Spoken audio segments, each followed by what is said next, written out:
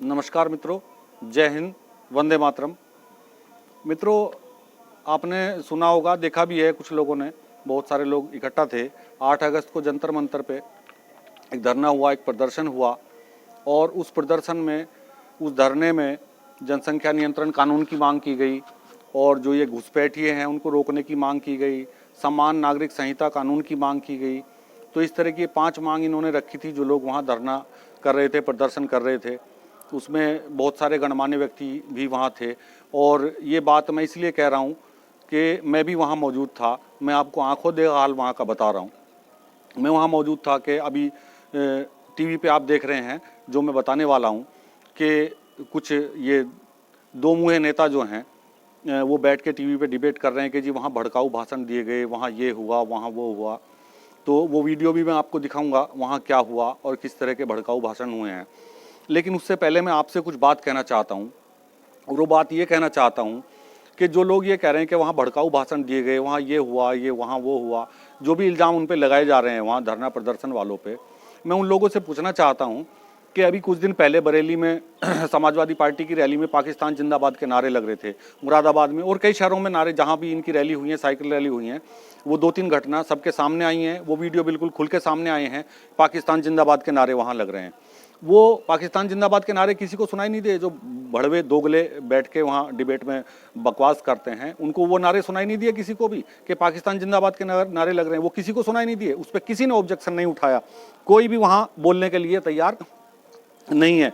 कश्मीर में सीआरपीएफ के कैंप पे हमला होता है, दूसरे दिन तीसरे दिन ये हरकतें होती हैं। कभी कोई सिपाही घायल होता है, कभी कोई सैनिक घायल होता है।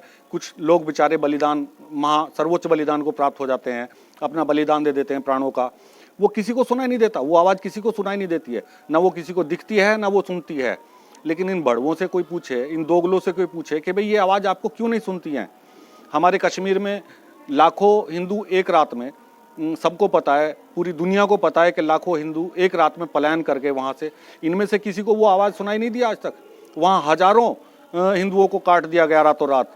वो किसी को दिखाई नहीं दिया, वो किसी को सुनाई नहीं दिया। वहाँ सैकड़ों बहनों के, माताओं के बलात्कार हुए, सामूहिक बलात्कार हुए। वो इन दोगलों को, इन खच्चरों को किसी को नहीं दिखाई दिया, किसी को सुनाई नहीं दिया। वो आवाज़ नहीं सुनती है इनको। डासना मंदिर 1 साल से भी ज़्यादा हो गया वो खतरे की घंटी पे, अलर्ट पे है कि वहाँ कभी भी हमला हो सकता है। आतंकी हमले की धमकियाँ दी जा रही हैं। सब कुछ होते हुए क्या होता है वहाँ, कल रात को एक साधु को काट दिया जाता है चाकुओं से। वो आईसीयू में है, अपने अंतिम सांस गिन रहा है। अब भगवान रक्षा करें उसकी, वो बचें या बेचारे ऊपर जाएं, ये तो भगवान के हाथ में है। लेकिन ये किसी को सुनाई नहीं देता। ये जो बैठ के टीवी पे या दोगले ये जो डिबेट करते हैं वहाँ बात बात पे, इनको ये चीज़ें क्यों नहीं दिखाई देती हैं? ये गंदगी क्यों नहीं दिखाई देती है? इनको आतंकवाद से जो गंदगी फैल रही है वो दिखाई नहीं देती है। जो कत्लेआम हो रहा है वो दिखाई नहीं देता है। जहाँ हिंदू मरता है वो इनको दिखाई नहीं देता। अगर किसी ने कोई भाषण दे दिया तो वो भड़काऊ हो जाता है। ये भड़काऊ भाषण नहीं है पाकिस्तान जिंदाबाद। ये बहुत सामरिक भाषण है। ये एक बड़ा अच्छा उत्तम उदाहरण है कि भारत में, भारत जैसे देश में एक ये राजनीतिक पार्टियां अपने आंदोलनों में, अपनी रैलियों में पाकिस्तान जिंदाबाद के नारे लगाते हैं। अरे डूब के मरो, कहीं शर्म करो। तुम्हें शर्म नहीं आती टीवी पे बैठ के डिबेट करते हुए? और ये इस तरह के उन लोगों के पक्षकार बनते हो। अगर किसी ने वहाँ भारत माता की जय या हिंदुस्तान जिंदाबाद के नारे रैली में लगा दिए तो वो भड़काऊ भाषण हो जाता है। वंदे मातरम के नारे लगाना भड़काऊ भाषण हो जाता है। लेकिन इनके लिए वो कत्लेआम जो हो रहा है हिंदुओं का, वो कोई भड़काऊ भाषण है। दुनिया भर के मंदिर तोड़े जा रहे हैं, उस पर किसी की आवाज़ नहीं निकलती है। कोई नहीं चीखता चिल्लाता है। एक बेटी का बलात्कार अगर दिल्ली में हो जाए तो उस पर लोग कितना चिल्लाते हैं, और उसी बेटी का अगर दूसरी किसी बेटी का, राजस्थान में सैकड़ों बेटियों का बलात्कार हो जाता है तो वहाँ ये भड़वे नहीं बोलते हैं, वहाँ इनकी आवाज़ नहीं निकलती है। राजनीति कहाँ करनी है? राजनीति वहाँ करनी है जहाँ हमें हिंदुओं को नीचा दिखाना है। सिर्फ और सिर्फ एक समुदाय के लिए हम खड़े हैं। ये इनकी नीति बन गई है, ये इनकी रीति बन गई है। अभी मैं आपको वो वीडियो दिखाने वाला हूँ, वो पोस्टर, वो बैनर आपको दिखाने वाला हूँ। और भाइयों, आपसे मेरा निवेदन है कि इस वीडियो को बड़े ध्यान से देखें, बड़े ध्यान से सुने, क्या पोस्टरों में लिखा हुआ है और क्या वहाँ नारे लगाए जा रहे हैं। अश्वनी उपाध्याय, बहुत सारे लोग वहाँ बोले हैं, गजेंद्र चौहान जी और बहुत सारे गणमान्य व्यक्ति वहाँ बोले हैं। आप उनको सुनिए। मैं कुछ वीडियो के अंश, कुछ पोस्टर्स आपको दिखा रहा हूँ, क्योंकि मैं वहाँ मौके पे मौजूद था। मैंने देखा है कि वहाँ क्या हुआ है। वहाँ भारत माता की जय के नारे लगे हैं, वहाँ वंदे मातरम के नारे लगे हैं, वहाँ हिंदुस्तान जिंदाबाद के नारे लगे हैं, और वहाँ अंग्रेजों के बनाए हुए कानून वापस लो के नारे लगे हैं, जिसको इन्होंने इतना बड़ा तूल दे दिया। मैं टीवी डिबेट पे देख रहा हूँ कि इन्होंने हंगामा मचा के रखा हुआ है और हमारे भारत की इन्होंने संप्रभुता को पता नहीं क्या क्या नुकसान, कैसे कैसे नुकसान ये पहुंचाने हैं, लेकिन इन दोगलों को क्यों नहीं पहचान रहे हैं हिंदुस्तान वाले? मेरी समझ से परे की बात है। क्यों गवर्नमेंट नहीं पहचान रही है? क्यों पुलिस वाले? क्यों ये टीवी डिबेट वाले? मैं इन टीवी वालों से भी पूछना चाहता हूं, ये जो चैनल बैठ के इनको रोकते ही नहीं है, ये कुछ भी भौंकते हैं, जो मर्जी आए भौंकते हैं। अब आप देखिए, मैं आपको वो वीडियो वो सब कुछ दिखाने वाला हूं और सभी भारतवासियों से, सभी देशभक्तों से मेरी प्रार्थना है, मेरा निवेदन है कि आप इस वीडियो को एक बार उन नारों को, उनको सबको ध्यान से सुनिए और देखिए कहाँ उसमें भड़काऊ भाषण है, क्योंकि मैं वहां मौके पे मौजूद था। अब देखिए, मैं आपको वो वीडियो दिखाने वाला हूँ। बहुत दूर से लोग आए हुए हैं, न्याय मांगते मांगते आप आखिर तक पहुंच गया था, जाके कहीं न्याय तो देखिए, भी हम उसी न्याय की मांग कर महाभारत के पात्र युधिष्ठिर जी दावे के साथ कह सकता हूँ, वही डॉक्टर धीरे धीरे ऐसी दवाई दे रहा है। जय भारत, वंदे मातरम। इंजेक्शन देगा तो दर्द होगा, इसलिए दवाई दे रहा है। और आने वाले समय में आप देखेंगे तो यहाँ सारे शेर और शेरनियां जिस चीज की मांग कर रहे हैं वो पूरा होके रहेगा। मैं आपके जज्बे को, इस भीड़ को नतमस्तक हूँ कि आप देश के विभिन्न क्षेत्रों से यहाँ पहुंचे और अपना योगदान दिया। ये मंच पे खड़े हुए 5-7 लोग सुन रहे हैं मित्रों गजेंद्र चौहान जी के शब्दों को, शायद आप तक आवाज पहुंच रही होगी गजेंद्र चौहान जी की। बड़े बड़े दूर से आए हुए साधु संत, सुप्रीम कोर्ट के अधिवक्ता, साधु संतों का रेला मेला आप यहाँ देख सकते हैं और पूरे भारत से आए हुए लोगों को आप बड़े 4 छोटे भाई थे, देख रहे होंगे। और चारों के चारों मेरा कहना मानते थे। विजय का एक कारण यही था कि उन्होंने मेरी किसी बात को टाला नहीं। आप सब मेरे भाई हैं, सब बहनें हैं, हम भारतवासी हैं। हम मिलकर एक साथ इस लड़ाई को लड़ेंगे और अश्विनी जी हमारे नेता हैं, हम उनके पीछे खड़े हैं, मजबूती के साथ खड़े हैं। आज मुझे एक बात याद आती है, आज मुझे एक बात याद आती है, किसी ने कहा था किसी के बाप का हिंदुस्तान थोड़ी है, मेरे बाप का हिंदुस्तान है, ये इसके बाप का हिंदुस्तान है, ये इसके बाप का हिंदुस्तान है। आपके बाप का है या नहीं ये हमें नहीं मालूम, ये हमारे बाप का हिंदुस्तान है। भगवान कृष्ण ने तो पांच गांव मांगे थे, भगवान कृष्ण ने तो 5 गांव मांगे थे ना, हम तो 5 कानून बदलाव मांग रहे हैं।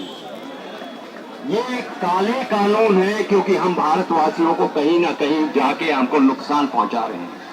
अश्विनी जी ने पुलिस एक्ट के विषय में बताया, बाकी जितने एक्ट है, लैंड एक्विजिशन एक्ट के बारे में बताया, ये सब के सब हमको कहीं ना कहीं हमारी प्रगति को रोकते हैं।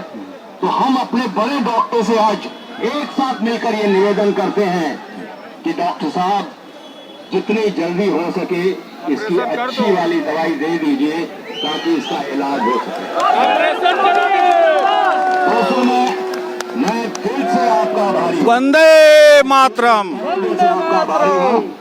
हम जब आज सुबह बात कर रहे थे तो हमें उम्मीद थी कि शायद 100, 200, 250, 300, 400 लोग आएंगे, लेकिन आपने तो दिल खुश कर दिया। मैं आपको नतमस्तक हूं, आपके लिए जय जय होती है, जहाँ लोगों की ताकत होती है उसे कोई रोक नहीं सकता। हमारे डॉक्टर साहब हमारे साथ हैं और हम सब उनके साथ हैं, इसलिए ये जो काले कानून है इसमें बदलाव होके रहेगा, सिर्फ थोड़े समय की बात।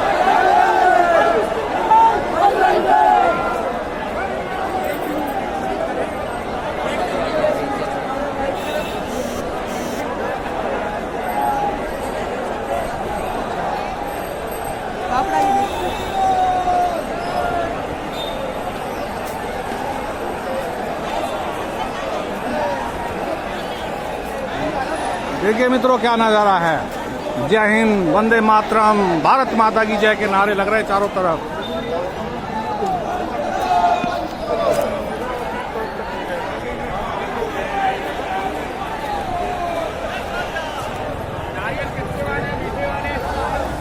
और मित्रों अब ये पूरा वीडियो देखने के बाद आप समझ सकते हैं कि किस तरह से सेकुलरिज्म का लबादा ओढ़ के हमारे देश में काम किया जा रहा है।